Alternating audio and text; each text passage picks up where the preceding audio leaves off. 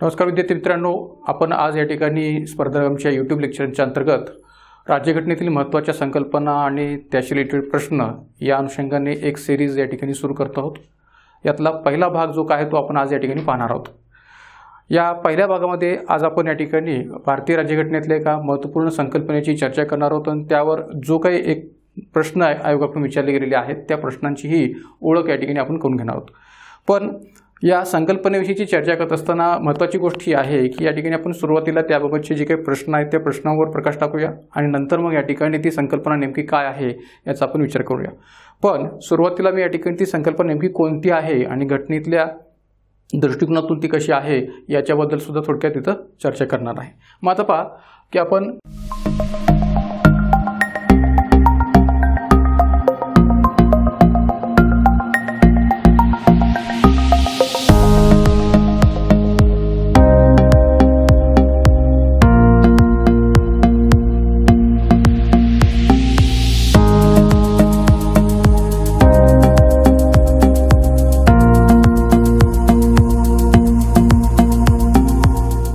जी संकल्पना आज पाहणार आहोत ती आहे भारतीय राज्यघटनेतील कलम 136। आता आपण जर पाहिलं तर या ठिकाणी भारतीय राज्यघटनेमध्ये सुप्रीम कोर्ट किंवा सर्वोच्च न्यायालय याशी संबंधित ही कलम 136 ची संकल्पना आपल्याला पाहायला मिळते।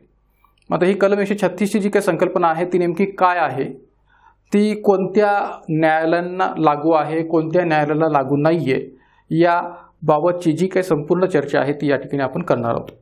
पण सुरुवातीला या संकल्पनेविषयीचे जे काही प्रश्न आहेत त्या प्रश्नावरही आपण प्रकाश टाकूया आणि नंतर मग या ठिकाणी या संकल्पनेची जी काही चर्चा आहे ती आपण विस्ताराने करूया। आपल्याला माहिती आहे की भारतीय राज्यघटनेच्या कलम 124 अंतर्गत सर्वोच्च न्यायालयाशी संबंधित जी काही तरतूद आहे ती केली गेलेली आहे आणि त्याच्या अधिकार क्षेत्राविषयीची जी काही तरतूद आहे ती वेगवेगळ्या प्रकारच्या कलमांमध्ये केलेली आहे। मग ती कलम 129 मध्ये असेल, कलम 131 मध्ये असेल, कलम 132 मध्ये असेल किंवा या कलम 136 मध्ये असेल, 143 मध्ये असेल, अशा वेगवेगळ्या पातळीवर या ठिकाणी ती केलेली आपल्याला पाहायला मिळते। तर त्या अर्थाने या ठिकाणी आपण भारतीय राज्यघटनेतल्या या कलम 136 बाबतची जी काही चर्चा आहे ती करणार आहोत। पण सुरुवातीला या ठिकाणी आपण याबाबतचे जे काही प्रश्न आहेत त्या प्रश्नावरही प्रकाश टाकूया।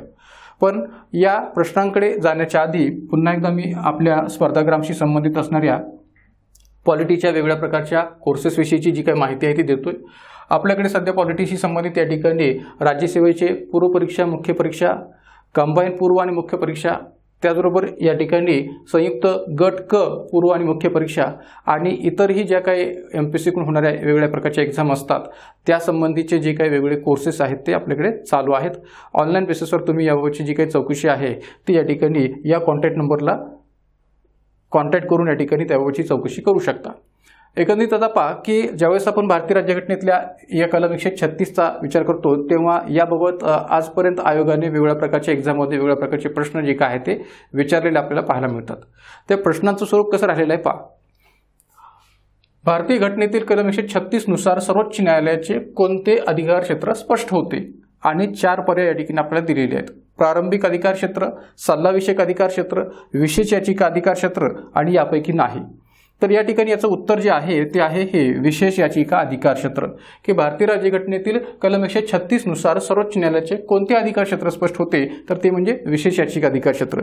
आता एक गोष्ट आपल्याला या ठिकाणी माहीत झालं की एक प्रकारे या कलम 136 अंतर्गत भारतीय राज्यघटनेमध्ये जी काही तरतूद केलेली आहे ती कोणत्या अधिकार क्षेत्राशी संबंधित आहे तर विशेष याचिका अधिकार क्षेत्राशी संबंधित आहे की ज्याला इंग्लिशमध्ये स्पेशल लीव्ह पिटिशन किंवा या ठिकाणी मराठीमध्ये विशेष याचिका अधिकार क्षेत्र, विशेष अनुज्ञा अधिकार क्षेत्र असं या ठिकाणी म्हटलं तरी काही चुकीचं होणार नाहीये। त्यानंतर आणखीन एक प्रश्न आहे तो म्हणजे कोणता तर अपील करण्यासाठीचे सर्वोच्च न्यायालयाचे विशेष याचिका अधिकार क्षेत्र म्हणजेच special leave to appeal by the supreme court किंवा त्याला स्पेशल लीव्ह पिटिशन असंही म्हटलं जातं।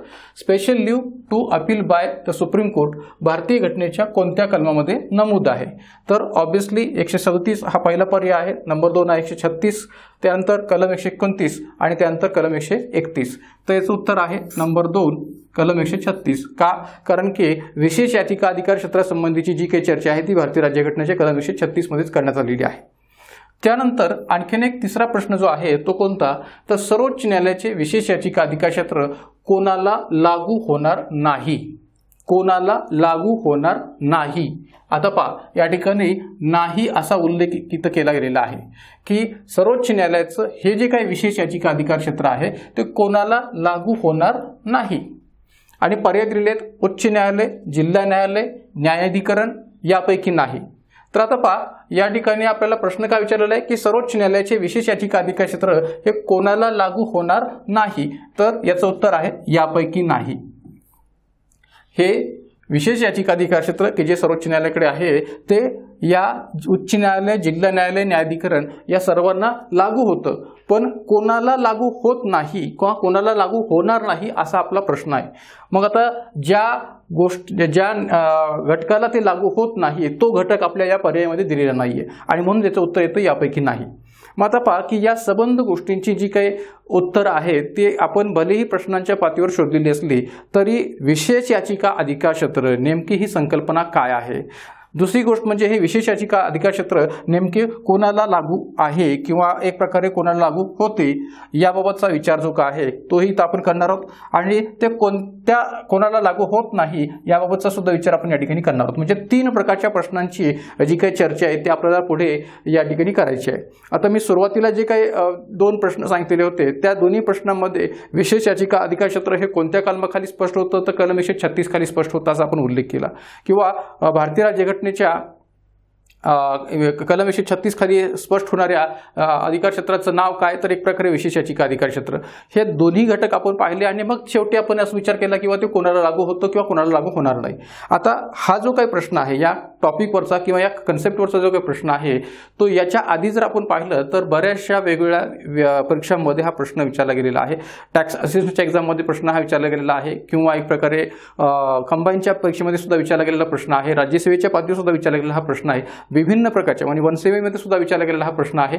तर अशा विभिन्न प्रकारच्या एक्झाममध्ये हा प्रश्न की जो कलम 136 शी संबंधित विचारला गेलेला आहे आणि त्यामुळे आपण या 3 प्रश्नांच्या माध्यमातून त्याच्याभोवती जी काही चर्चा आहे ती करणार आहोत। पहिला प्रश्न म्हणजे काय की कलम 136 मधील सर्वोच्च न्यायालयाचं विशेष अधिकार क्षेत्र हे नेमकं काय आहे, ते कोणाला लागू होतं आणि ते कोणाला लागू होत नाही। आता यातल्या एका प्रश्नाचं उत्तर तर आपल्याला इथे मिळालेलं आहे, किंवा ते कोणाला लागू होतं तर ते उच्च न्यायालयाला लागू होतं, जिल्हा न्यायालयाला लागू होतं, न्यायाधिकरणाला लागू होतं। फक्त कोणाला लागू होत नाही आणि नेमकं हे अधिकार क्षेत्र काय आहे याबाबतची या ठिकाणी चर्चा जी काय ते आपल्याला करायची आहे। मात्र इथं या ठिकाणी जरी आपल्याला हे लक्षात आलं नसलं किंवा हे विशेष याचिका अधिकार क्षेत्र उच्च न्यायालय, जिल्हा न्यायालय, न्यायाधिकरण यांना लागू होतं, पण कोणत्या न्यायालयाला लागू होत नाही याचं उत्तर सुद्धा आपल्याला इथं शोधायचं आहे, कारण की आपण इथं उत्तर काय दिलेलं आहे याचं यापैकी नाही। यापैकी नाही म्हणजे काय की दिलेल्या पर्यायांपैकी हे विशेष अधिकार क्षेत्र कोणाला लागू होत नाही हे या ठिकाणी सांगता येऊ शकेल। म्हणजे आता या 3 पर्यायांना ते लागू होतं पण कोणाला लागू होत नाही याचं उत्तर मात्र या 3 पर्यायामध्ये आपल्याला पाहायला मिळत नाही, म्हणून या ठिकाणी नेमकं विशेष याचिका अधिकार क्षेत्र हे कोणाला लागू होत नाही किंवा होणार नाही याचंही उत्तर आपल्याला इथं शोधायचं आहे। मग आता पहा याबाबतची जी काही चर्चा आहे ती आपण या ठिकाणी करूया। भारतीय घटनेचं कलम 136 हे सर्वोच्च न्यायालयाचं विशेष याचिका अधिकार क्षेत्र आहे, हे तर मी मागेच तुम्हाला प्रश्नांच्या स्तरावर स्पष्ट केलेलं आहे की हे विशेष याचिका अधिकार क्षेत्र म्हणून ओळखलं जातं, स्पेशल लीव्ह पिटिशन म्हणून ओळखलं जातं। त्यानंतर या अधिकार क्षेत्रात घटनेतील उपकलम 136(1)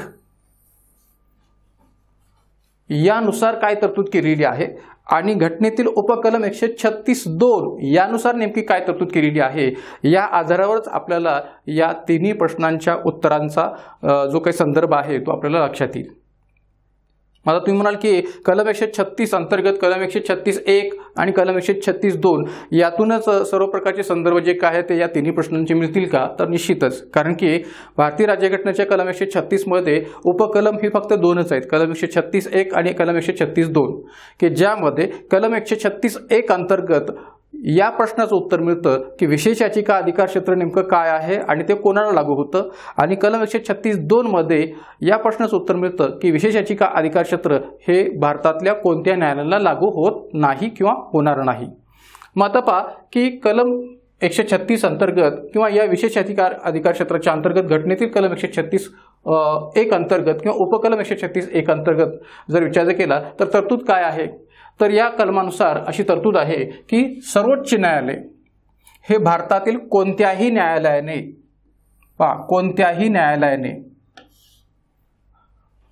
सर्वोच्च न्यायालय हे भारतातील कोणत्याही न्यायालयाने, कोणत्याही न्यायाधिकरणाने,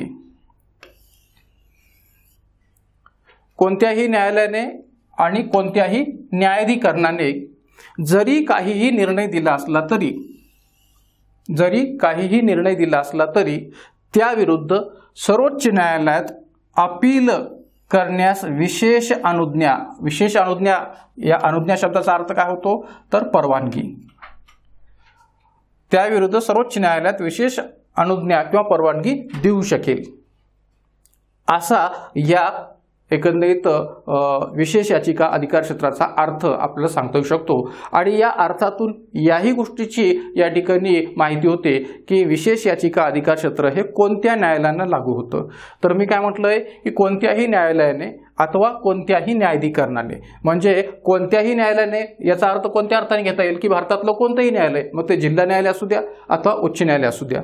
आणि न्यायाधिकरणाच्या पातळीवर विचार केला तर ते कोणत्याही प्रकारचं न्यायाधिकरण असलं तरी त्याही न्यायाधिकरणाच्या निर्णयाला की ज्या निर्णयामध्ये काहीही निर्णय जरी दिलेला असला तरी त्याविरुद्ध जर का सर्वोच्च न्यायालयामध्ये अपील करायचं असेल तर अशी अपील करण्याविषयीची परवानगी सर्वोच्च न्यायालय संबंधित व्यक्तीला देऊ शकेल, असा या विशेष याचिका अधिकार क्षेत्राचा आपल्याला सांगता येऊ शकतो अर्थ। मग आता पहा की याच्याशी संबंधित एक उदाहरण या ठिकाणी देऊ इच्छितो की जे महत्त्वाचं आहे। आपल्या माहिती असेल की 2016च्या अंतर्गत कर्नाटक आणि तामिळनाडू यांच्यामधला कावेरी पाणी वाटप वाद जो आहे तो मोठ्या प्रमाणावर गाजला होता आणि मोठ्या प्रमाणात त्याची चर्चा पण झालेली होती। आणि त्या अंतर्गत आपल्याला असं दिसून येईल की कर्नाटकने लवादाने जो काही निर्णय दिलेला होता, म्हणजे कावेरी पाणी वाटपाबाबत जो काही लवाद या ठिकाणी स्थापन झालेला होता त्या लवादाने दिलेल्या निर्णयाप्रमाणे त्याची अंमलबजावणी कर्नाटक सरकारकडून होत नव्हती। आणि मग याबाबतचा विचार कुठेतरी सर्वोच्च न्यायालयाकडून केला जावा या हेतूने तामिळनाडू सरकारने त्यावेळेस 2016 अंतर्गत तामिळनाडू सरकारने याच कलम 136 खाली विशेष याचिका अधिकार क्षेत्राचा वापर करून या कर्नाटकच्या एकंदरीत सरकार विरोधात या ठिकाणी सर्वोच्च न्यायालयामध्ये जी काही याचिका आहे ती दाखल केली गेली होती। म्हणजे 2016 मधला कावेरी पाणी वाटप वाद हा तामिळनाडू आणि कर्नाटक यांच्यामधला जो होता तो या विशेष याचिका अधिकार क्षेत्राखाली सर्वोच्च न्यायालयाच्या अंतर्गत आपल्याकडे दाखल झालेला होता, हे आपल्याला स्पष्ट करता येऊ शकेल।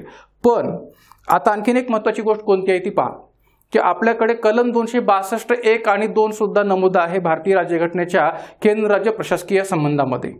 मग कलम 262(1) आणि 2चा संदर्भ जर आपण पाहिला तर आपल्याला असं चित्र दिसून येईल की कोणत्याही प्रकारच्या या ठिकाणी 2 किंवा 2पेक्षा अधिक घटक राज्यातील नदी पाणी वाटपाचा वाद असेल तर त्या वादाबाबत केंद्र सरकार किंवा संसद कायदा करून तो वाद सोडविण्याकरता एखादा लवाद स्थापन करण्याविषयीचा अधिकार ठेवू शकते। पण त्याचबरोबर कलम 262(2) मध्ये पण अशी तरतूद केलेली आहे की संसद कायदा करून उच्च किंवा सर्वोच्च न्यायालयाला या एकंदरीत वादामध्ये कोणत्याही प्रकारचा अधिकार वापरता येणार नाही अशी तरतूद करू शकते। म्हणजे कलम 262(1) आणि 2 मध्ये जर आपण या ठिकाणी संदर्भ जर पाहिले भारतीय राज्यघटनेच्या कलम 262(1) आणि 2 मधले जर आपण संदर्भ पाहिले तर आपल्याला असं चित्र दिसून येईल की नदी पाणी वाटपाच्या वादामध्ये सर्वोच्च न्यायालय अथवा उच्च न्यायालय यांना अधिकारता वापरता येणार नाही असा संदर्भ जो काय आहे तो पाहायला मिळतो। आणि 262(1) मध्ये जो संदर्भ आहे तो या प्रकारचा की संसद कायदा करून किंवा केंद्र सरकारच्या माध्यमातून या ठिकाणी कायद्याद्वारे एखाद्या लवादाची स्थापना होऊ शकते 2 किंवा 2पेक्षा अधिक घटक राज्यातील नदी पाणी वाटपाचा वाद सोडवण्यासाठी। मग एकीकडे कलम 262(2) मध्ये सर्वोच्च न्यायालय किंवा उच्च न्यायालय आपली अधिकारिता वापरू शकणार नाही असा उल्लेख असताना सुद्धा आपल्याकडे कलम 136(2) खाली कलम 136(1) खाली सर्वोच्च न्यायालयाच्या अंतर्गत अशी विशेष याचिका अधिकार क्षेत्राचा वापर करून अपील करता येऊ शकतं का तर हो करता येऊ शकतं। आणि त्याचं स्पष्ट उदाहरण या ठिकाणी 2016च्या या कावेरी पाणी वाटपाच्या वादाच्या बाबतीत तामिळनाडू आणि कर्नाटकचं आपल्याला सांगता येऊ शकेल। आणि म्हणून या ठिकाणी हे विशेष याचिका अधिकार क्षेत्र याबाबत 2016 अंतर्गत सुद्धा टॅक्स असिस्टंटच्या एक्झाममध्ये आयोगाने प्रश्न विचारलेला होता का तर हा तामिळनाडू आणि कर्नाटक यांच्यामधला हा कावेरी पाणी वाटपाच्या वादाचा मुद्दा गाजला होता म्हणून। आणि त्यामुळे या ठिकाणी या विशेष याचिका अधिकार क्षेत्राविषयी आपल्याला जरी माहिती असली तरी या ठिकाणी नेमकं ते काय आहे, ते कोणाला लागू होतं, ते कोणाला लागू होत नाही याबाबतची सगळी जर या ठिकाणी माहिती करून घ्यायची असेल तर या दृष्टीने आपल्याला त्या कलम 136चा विचार करण्याची आवश्यकता आहे। कारण की एक लक्षात घ्या याच्यावर बहुतांश वेळा प्रश्न विचारला गेलेला आहे पण प्रश्नांचं स्वरूप एकच नाहीये। प्रश्नाचं स्वरूप वेगवेगळ्या पद्धतीने राहिलेलं आहे. जसं मी पहिल्यांदा तुम्हाला 3 प्रश्न सांगितले त्या पद्धतीने या ठिकाणी प्रश्नाचं स्वरूप वेगवेगळ्या पद्धतीने राहिलेलं आहे. कधी कलम 136 मध्ये नेमकं काय तरतूद केलेली आहे असं विचारलं गेलेलं आहे, कधी या ठिकाणी तरतूद दिली आहे ती कोणत्या कलमानुसार आहे असं विचारलं गेलेलं आहे, किंवा कधी या ठिकाणी ती कोणाला लागू होते अथवा कोणाला लागू होत नाही याही अर्थाने सुद्धा प्रश्न विचारला गेलेला आहे. आणि म्हणून या ठिकाणी एक प्रकारे या कलम 136 ची जी काही संकल्पना आहे ती आपल्याला समजून घेण्याची आवश्यकता आहे की या अधिकार क्षेत्राखाली भारतातल्या कोणत्याही न्यायालयाने अथवा न्यायाधिकरणाने जरी काहीही निर्णय दिलेला असला तरीही त्याविरुद्ध सर्वोच्च न्यायालयात अपील करण्यासाठीची परवानगी सर्वोच्च न्यायालय हे देऊ शकेल असा उल्लेख केला गेलेला आहे. म्हणजे आपल्याकडे एखाद्या न्यायाधिकरणाने जरी निर्णय दिलेला असला आणि तो निर्णय जर या ठिकाणी योग्य वाटत नसला तर संबंधित व्यक्तीला या न्यायाधिकरणाच्या निर्णयाविरुद्ध सुद्धा एक प्रकारे सर्वोच्च न्यायालयामध्ये विशेष याचिका अधिकार क्षेत्राखाली अशा प्रकारचं अपील करण्याचा अधिकार हे सर्वोच्च न्यायालयाकडून प्राप्त होऊ शकतो. आणि म्हणून विशेष याचिका अधिकार क्षेत्र कलम 136(1) नुसार या पद्धतीने सांगता येईल. मग आता यातून 2 प्रश्नांची उत्तरं आपल्याला मिळालीत. किंवा कलम 136 अंतर्गत असणारं एक प्रकारे विशेष याचिका अधिकार क्षेत्र नेमकं काय आहे आणि ते कोणाला लागू होतं तर भारतातल्या कोणत्याही न्यायालयांना आणि त्याचबरोबर न्यायाधिकरणांना सुद्धा ते लागू होतं असं म्हणायला काय हरकत नाहीये. आता दुसऱ्या प्रश्नाचं उत्तर आपण पाहूया की कलम 136(2) नुसार हे विशेष याचिका अधिकार क्षेत्र नेमकं कोणत्या न्यायालयाला लागू होत नाही, होणार नाही याचा विचार आपल्या ठिकाणी करायचा आहे. मग आता पहा की कलम 136(1) मधील तरतुदीतून स्पष्ट होते की हे अधिकार क्षेत्र उच्च न्यायालय, जिल्हा न्यायालय व न्यायाधिकरण यांना लागू होते. कोणत्याही न्यायालयाने जरी निर्णय दिलेला असला अथवा कोणत्याही न्यायाधिकरणाने जरी निर्णय दिलेला असला या दोन्हीही संदर्भांचा विचार जर केला तर हे अधिकार क्षेत्र उच्च न्यायालय, जिल्हा न्यायालय किंवा इतर कोणत्याही न्यायाधिकरणाला लागू होते हे या 136(1) मधल्या स्पष्टीकरणातून आपल्याला लक्षात येतं. पण आता आपण जाऊयात पुढे कलम 136(2) कडे. मग आता पहा याच कलमाच्या उपकलम 136(2) मध्ये काय म्हटलेलं आहे, एक अपवाद आहे. आता याला अपवाद असं आपण का म्हणतोय कारण की हे विशेष अधिकार क्षेत्र हे या न्यायालयाला लागू होत नाही म्हणून तो एक अपवाद आहे. मग तो अपवाद काय आहे, तो म्हणजे सैनिकी न्यायालयाच्या म्हणजेच कोर्ट मार्शलच्या निर्णयाविरोधात सर्वोच्च न्यायालयात या अधिकार क्षेत्राचा वापर करून म्हणजेच कोणत्या विशेष याचिका अधिकार क्षेत्राचा वापर करून अपील करता येत नाही किंवा अपील करता येणार नाही. म्हणजे या अर्थाने जर आपण विचार केला तर हे विशेष याचिका अधिकार क्षेत्र कोणत्या न्यायालयाला लागू होत नाही अथवा लागू होणार नाही तर ते म्हणजे सैनिकी न्यायालयाला लागू होत नाही किंवा सैनिकी न्यायालयाला लागू होणार नाहीये. म्हणजे कोणत्या न्यायालयांना ते लागू होतं, कोणत्या न्यायालयांना ते लागू होत नाही या दोन्ही प्रश्नांची उत्तर आपल्याला कलम 136(1) आणि कलम 136(2) या दोन्ही उपकलमामधून या ठिकाणी आपल्याला पाहायला मिळतं. आणि म्हणून एक प्रकारे विशेष याचिका अधिकार क्षेत्र या दृष्टीतून जर प्रश्न विचारला गेला तर आपल्याला हे लक्षात आलं पाहिजे की नेमकं हे विशेष याचिका अधिकार क्षेत्र काय आहे, याचा अर्थ काय आहे, त्याचबरोबर विशेष याचिका अधिकार क्षेत्र हे या ठिकाणी नेमकं कोणाला लागू होतं. कारण की एकंदरीत या अधिकार क्षेत्रातल्या वर्णनाचा जर विचार केला, स्पष्टीकरणाचा जर विचार केला आणि विशेष म्हणजे कलम 136(1) मधल्या या ठिकाणी स्पष्टीकरणाचा विचार केला तर भारतातील कोणत्याही न्यायालयाने, कोणत्याही न्यायाधिकरणाने जरी काही निर्णय दिलेला असला तरी त्या निर्णयाविरोधात अपील करण्याविषयीचा एक प्रकारे अधिकार जो का आहे तो संबंधित व्यक्तीला सर्वोच्च न्यायालयामध्ये या विशेष याचिका अधिकार क्षेत्राखाली प्राप्त होऊ शकतो जर सर्वोच्च न्यायालयाने त्याविषयीची परवानगी दिली असेल तर. आणि कलम 136(2) नुसार या ठिकाणी हे जे काही अधिकार क्षेत्र आहे ते अपवाद आहे. कोणत्या न्यायालयाला, सैनिकी न्यायालयाला किंवा कोर्ट मार्शलला. कारण की या सैनिकी न्यायालयाने दिलेल्या निर्णयाविरोधात सर्वोच्च न्यायालयात या ठिकाणी या अधिकार क्षेत्राचा वापर करून अपील करता येणार नाही, अपील करता येत नाही. आणि म्हणून या ठिकाणी पर्यायाने विशेष याचिका अधिकार क्षेत्र की जे सर्वोच्च न्यायालयाचं आहे ते सैनिकी न्यायालयाला लागू होत नाही हे आपल्याला स्पष्ट करता येईल. तर विद्यार्थी मित्रांनो या महत्त्वाच्या संकल्पना व प्रश्न भाग 1 अंतर्गत आज आपण विशेष याचिका अधिकार क्षेत्र किंवा भारतीय राज्यघटनेतील कलम 136 या संकल्पनेची जी काही चर्चा आहे ती थोडक्यात केलेली आहे. अशाच प्रकारे या ठिकाणी वेगवेगळ्या भागांमध्ये आपण भारतीय राज्यघटनेतल्या महत्त्वाच्या संकल्पना आणि त्या रिलेटेड असणाऱ्या प्रश्नांची चर्चा पुढेही करणार आहोत. पहिल्या भागामध्ये आपण हा टॉपिक घेतलेला आहे. आता दुसऱ्या भागामध्ये आपण या ठिकाणी इतरही टॉपिकची चर्चा जी काय आहे ती अशीच सुरू ठेवणार आहोत, चालू ठेवणार आहोत. धन्यवाद.